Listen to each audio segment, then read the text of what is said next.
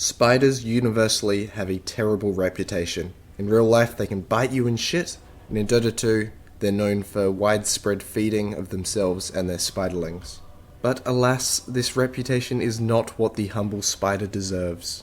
This is the best patch Broodmother has had in a long time, and Broodmother can be absolutely destructive at destroying the early game and killing the enemy supports. And in real life, spiders are really awesome at eating the annoying insects around your house. So this is Hugamuga's guide to Broodmother. Of course, if you're 4K or above, take this guide with a grain of salt, like most things in the Dota 2 community, because I am still at 3K, and if this guide was some amazing miracle diet that gives you 100 million MMR, I would be much higher than 3K. The first thing I'm going to cover is when to pick Broodmother. So this is a bit of a disclaimer. You can't really just go and pick Broodmother every single game in ranked all pick and expect to earn MMR. But there are a lot of times where Broodmother is a very acceptable pick, and it's generally more than you would think. So firstly, there are some very popular counters like Earthshaker and Axe. You'll probably see those picks used to counterpick you, and while they're not the end of the world for Broodmother, you want to try and avoid that by last picking Brood whenever possible.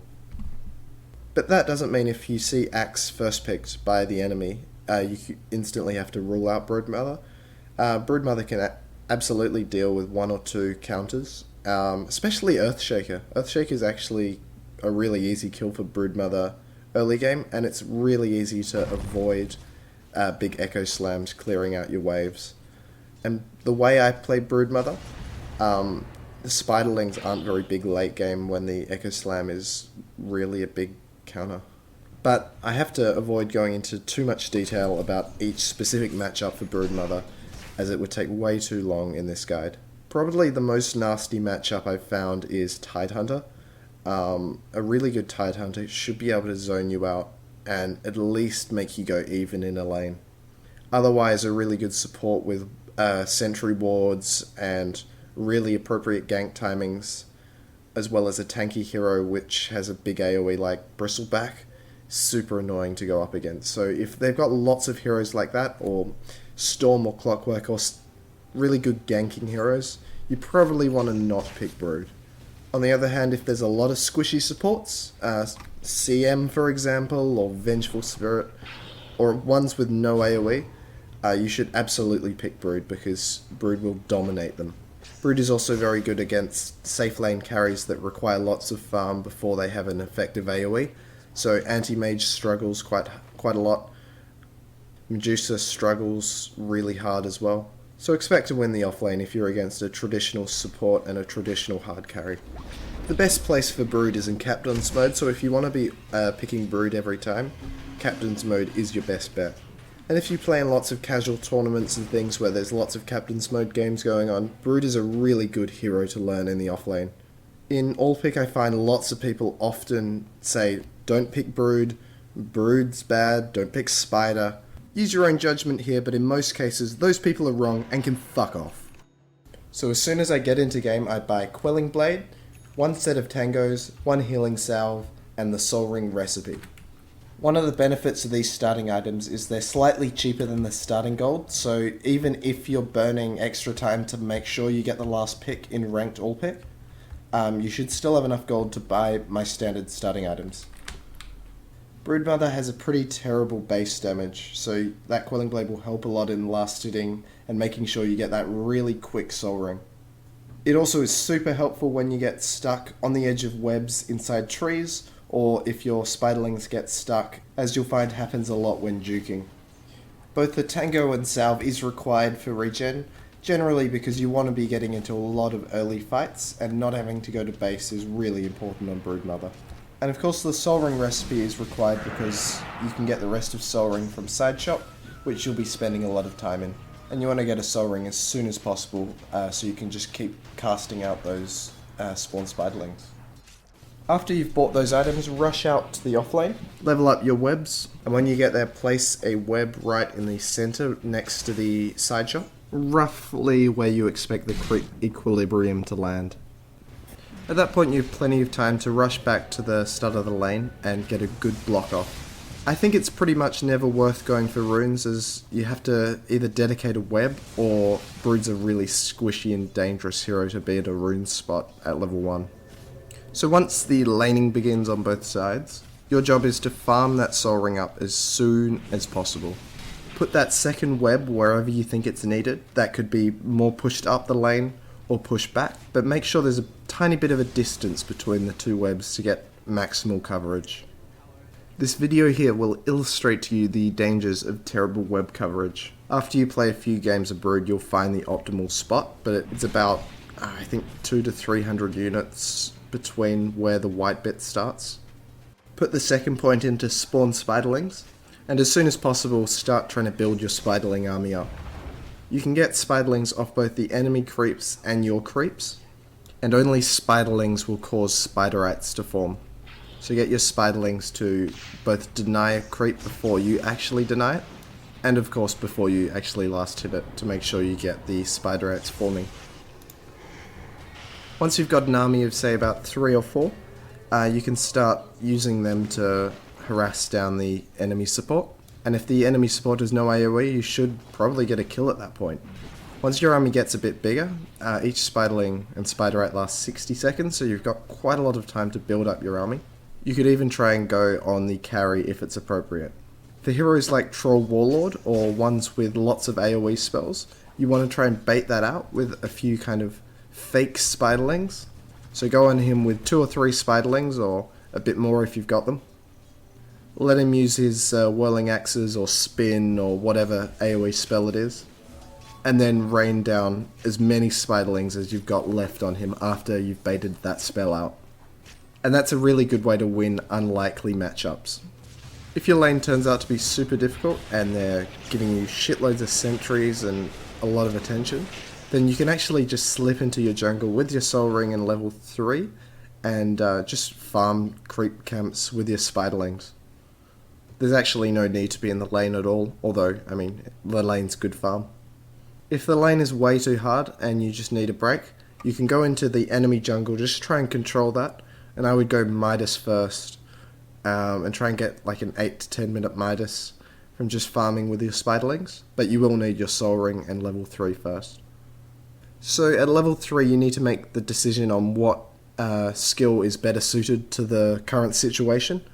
Both are really good, so if you need more web coverage and you're jungling, go webs, and if you need more spiderlings to kill people, then go spiderlings, and you just keep making the choices whenever you need to level up. You don't have to skip your ult, you can get your ult at level 6, or you can get it at level 9, whatever you need. Brood is so flexible when it comes to leveling between 2 and 9, you just go whatever you need at the time.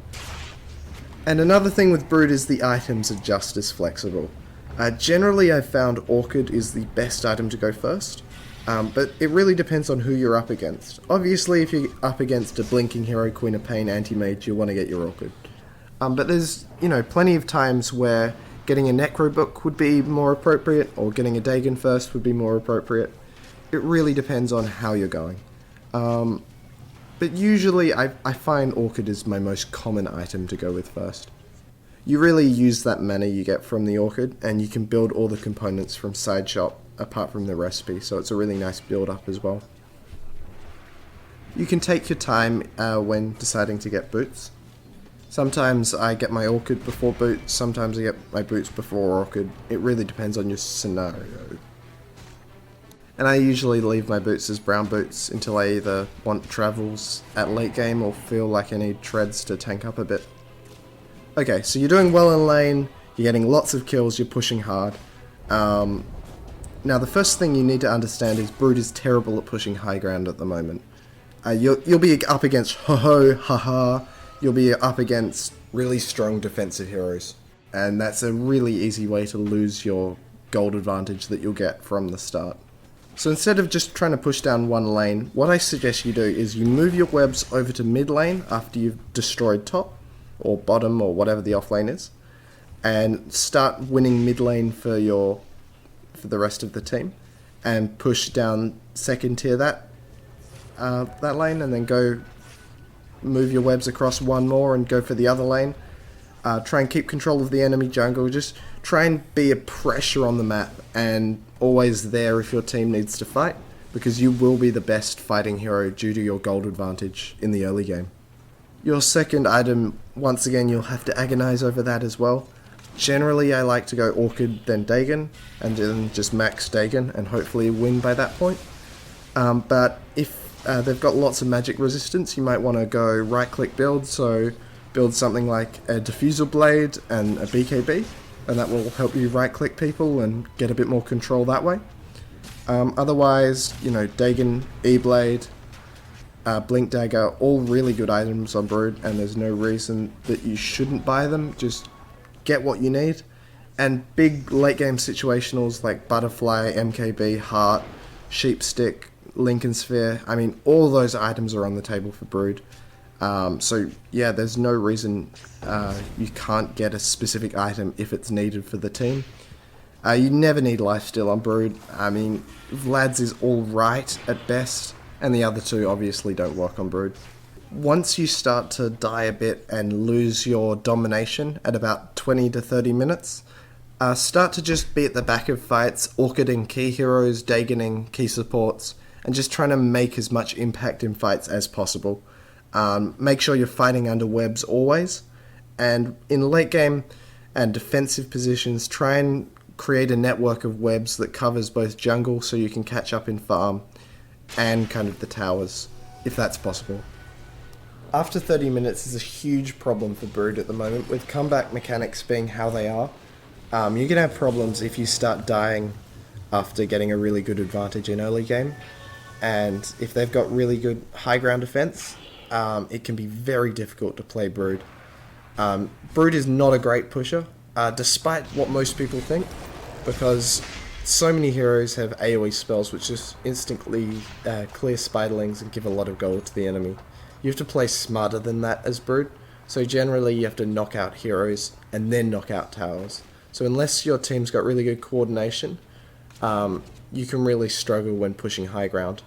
I mean, largely, if you haven't won at this point, the game isn't lost, it just becomes completely up in the air, and it's down to how your teammates have done at farming and controlling the game from that point onwards. Feel free to build defensive items like Sheepstick and then move your webs into defensive positions and just pick off supports at the back in fights. So that's pretty much it, all you need to know when it comes to being good at Broodmother. Broodmother's a hell of a lot of fun. I'm really bad at micro heroes, but for some reason I feel really effective at Broodmother. If you have found this guide educational in any regards, please give me some feedback and have fun playing Broodmother.